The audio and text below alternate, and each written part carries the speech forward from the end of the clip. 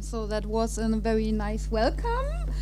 I'm going to stare my students down, though, if nobody asks the questions. You're already prepared for that, right?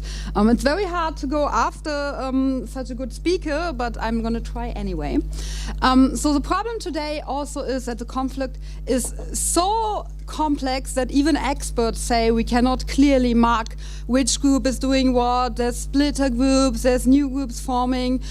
So be aware of that. So even if today you feel as a layman, be aware that even experts sometimes don't have a good overview because there's so many different groups and there's new groups emerging and there's new alliances forming all the time.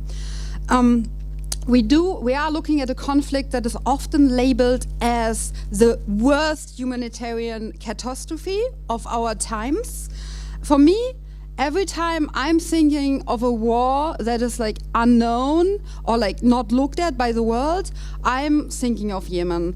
I'm thinking of pictures of starving children that look like skeletons.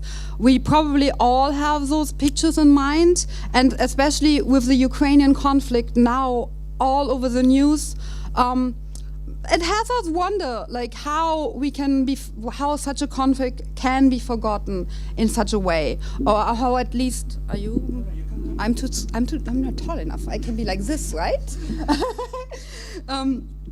So we have this forgotten conflict where at the same time because experts also, it's not clear, right? In some conflicts that have two players that are clearly good and one player that is clearly evil are so much easier for us to understand. Although in the real world there is no conflict where one party is just evil and another party is just good.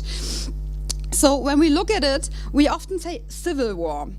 Cambridge Dictionary defines a civil war as a war between different factions, a war fought by different groups of people living in the same country. There's another term sometimes coming up, that is proxy war. So what is a proxy war?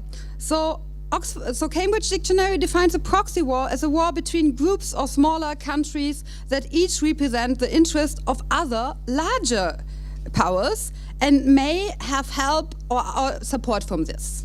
So my students know I'm pretty much always about like those definitions and let's look at categories and classify. I think today this can be a little bit help to understand why the war is so complex. Because on one hand, it's not just a civil war, right? There are elements of proxy wars. We have lots of outside parties interfere. We have Iran, we have Saudi Arabia, we have the Emiratis having an interest, we have Germany, we have the European Union. So we have like all these different parties that might engage in proxy activities because there's a lot of money to be made with weapons, to be honest.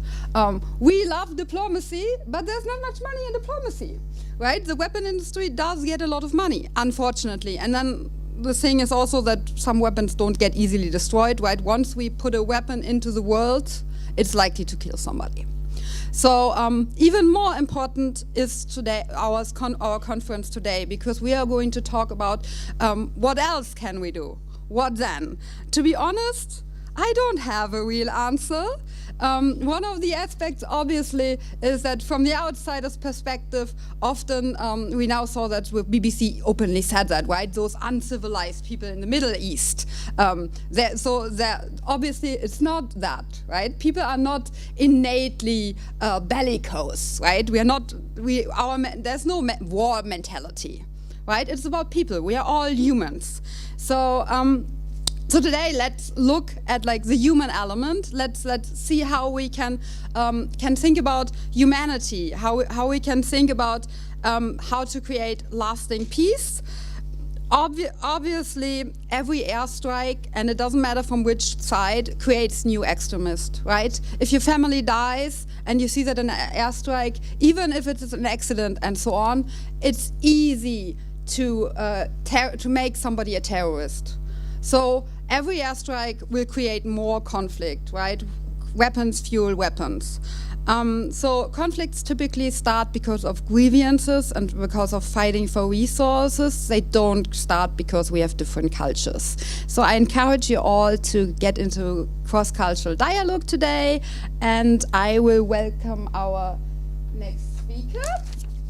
So Mr. Ibrahim Jalal, I said that wrongly, I know. I'm not, it was okay? Okay, so my pronunciation was not so bad, I just heard. And he's going to talk about promoting death, the Houthi ideology, implications for democratization in Yemen, and the responsibility and interests of international affairs. So please welcome our speaker.